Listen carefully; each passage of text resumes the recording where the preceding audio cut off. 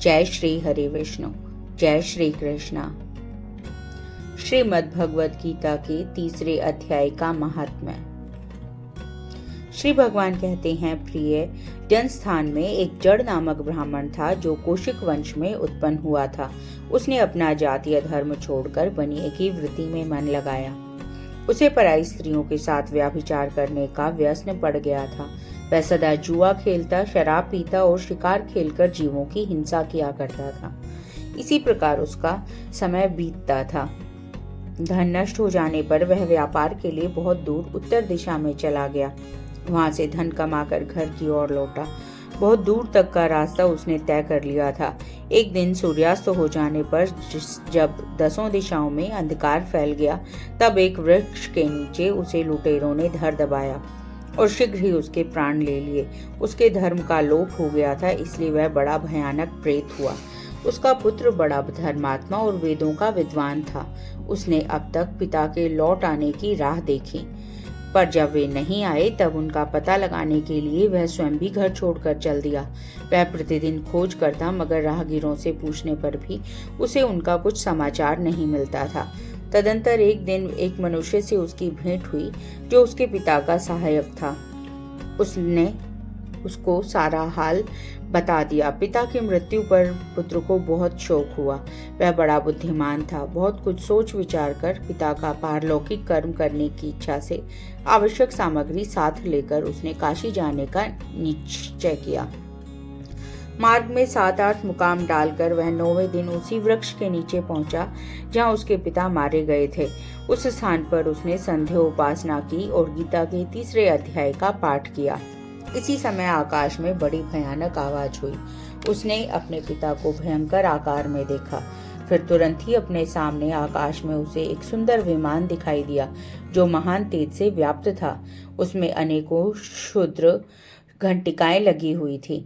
उसके तेज से समस्त दिशाएं आलोकित हो रही थी। यह दृश्य देखकर उसके चित्त की व्यग्रता दूर हो गई। उसने विमान पर अपने पिता को दिव्य स्वरूप धारण किए विराजमान देखा। उनके शरीर पर पीतांबर शोभा पा रहा था और मुनिजन उनकी स्तुति कर रहे थे। उन्हें देखते ही पुत्र ने प्रणाम किया और पिता ने भी अपने पुत्र को आशीर्वाद दिया। तत्पश्चात उसने पिता से सारा वृतांत पूछा। उसके उत्तर में पिता ने सब बातें बताकर इस प्रकार कहना आरंभ किया, बेटा, दैववश मेरे निकट गीता के तृतीय अध्याय का पाठ करके तुमने इस शरीर के द्वारा किए हुए दुष्ट यज्ञ कर्म बंधन से मुझे छुड़ा दिया।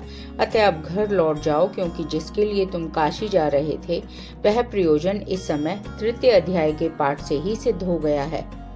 पिता के यूं कहने पर पुत्र ने पूछा, तात, मेरे हित का उपदेश दीजिए और जो कोई कार्य मेरे लिए करने योग्य हो बतलाइए।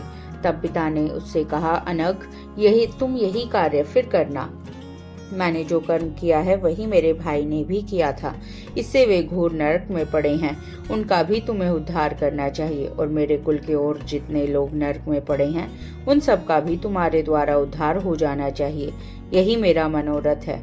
बेटा, जिस साधन के द्वारा तुमने मुझे संकट से छुड़ाया है उसी का अनुष्ठान औरों के लिए भी करना उचित है। उसका अनुष्ठान करके उससे होने वाला पुण्य उन नार की जीवों को संकल्प करके दे दो।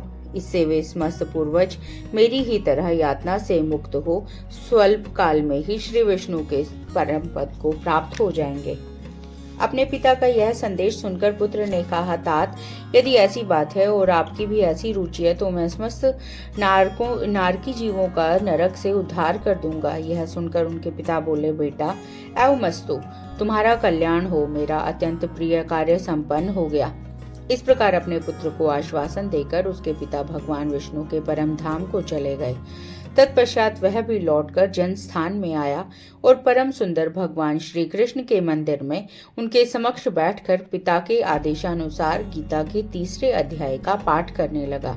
उसने नारकी जीवों का उद्धार करने की इच्छा से गीता पाठ जनित सारा पुण्य संकल्प करके दे दिया। इसी बीच में भगवान विष्णु के दूत यातना भोगने वाले नारकी जीवों को छुड़ाने के लिए यमराज के पास गए। यमराज ने नाना प्रकार के सत्कारों से उनका पूजन किया और कुशल पूछी। वे बोले, धर्मराज, हम लोगों के लिए सब और आनंद ही आनंद है। इस प्रकार सत्कार करके पितृलोक के सम्राट परम बुद्धिमान यम ने विष्णु दूतों से यमलोक में आने का कारण पूछा। तब विष्णु दूतों ने कहा, यमराज, शेष सैया पर शयन करने वाले भगवान विष्णु ने हम लोगों को आपके पास कुछ संदेश देने के लिए भेजा है। भगवान हम लोगों के मुख से आपकी कुशल पूछते हैं और यह आज्ञा देते हैं कि आप नरक में पड़े हुए समस्त प्राणियों को छोड़ दें। अमित तेजस्वी भगवान विष्णु का आदेश सुनकर अब यम ने मस्तक झुकाकर उसे स्वीकार किया और मन ही मन कुछ सोचा।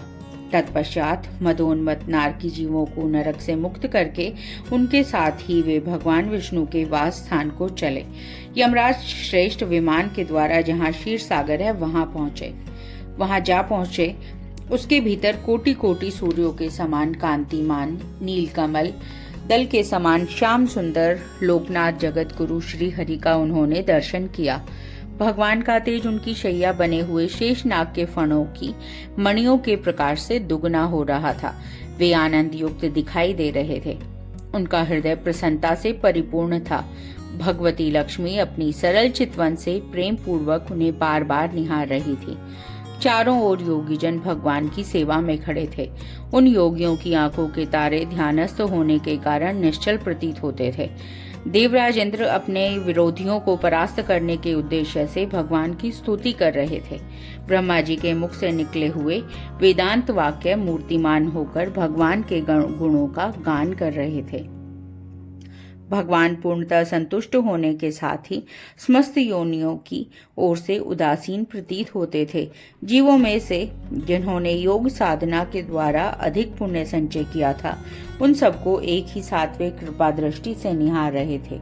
भगवान अपने स्वरूप भूत अखिल चराचर जगत को आनंद पूर्ण दृष्टि से आमोदित कर रहे थे।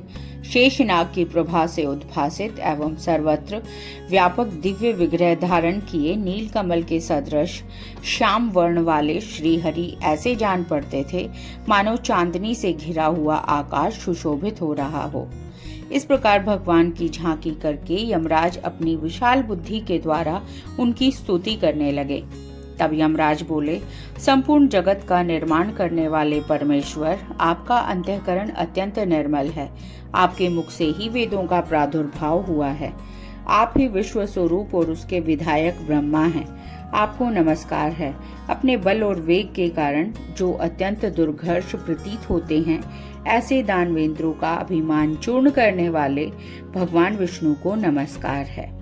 पालन के समय सत्वमय शरीर धारण करने वाले विश्व के आधारभूत सर्वव्यापी श्री हरि को नमस्कार है। समस्त देहधारियों की पातक राशि को दूर करने वाले परमात्मा को प्रणाम है। जिनके ललाटवर्ती नेत्र के तनिक सा खुलने पर भी आग की लपटें निकलने लगती हैं, उन रुद्र रूपधारी आप परमेश्वर को नमस्कार है। आप संपूर्ण विश्व के गुरु, आत्मा और महेश्वर हैं, अतः समस्त वैष्णव जनों को संकट से मुक्त करके उन पर अनुग्रह करते हैं। आप माया से विस्तार को प्राप्त हुए अखिल विश्व में व्याप्त होकर भी कभी माया अथवा उससे उत्पन्न होने वाले गुणों से मोहित नहीं होते। माया तथा माया जनित गुणों के बीच में ही स्थित होने पर आप उनमें से किसी का प्रभाव नहीं पड़ता। आपकी महिमा का अंत नहीं है, क्योंकि आप असीम हैं। फिर आप वाणी के विषय कैसे हो सकते हैं? अतः मेरा मौन रहना ही उचित है। इस प्रकार स्तुति करके यमराज ने हाथ जोड़कर कहा, हे जगत गुरु, आपके आदेश से इन जीवों को गुण रहित होने पर भी मैंने छोड़ दिया है। अब मेरे योग्य और जो कार्य हो उसे बताइए। उनके यों कहने पर भगवान मधुसूदन मेघ के समान गंभीर वाणी द्वारा मानो अमृत रस से सींचते हुए बोले, हे धर्मराज, तुम सबके प्रति समान भाव रखते हुए लोगों का पाप से उद्धार कर रहे हो। तुम पर देहधारियों का भार रखकर मैं निश्चिंत हूँ। अतः तुम अपना काम करो और अपने लोक को लौट जाओ। यूं कहकर भगवान अंतर्ध्यान हो गए। यमराज भी अपनी पुरी को लौट आए। तब वह ब्राह्मण अपनी जाति के और समस्त नारकीय जीवों का नरक से उद्धार करके स्वयं भी श्रेष्ठ विमान द्वारा श्री विष्णु धाम को चला गया। जय श्री हरे विष्णु, जय श्री कृष्ण।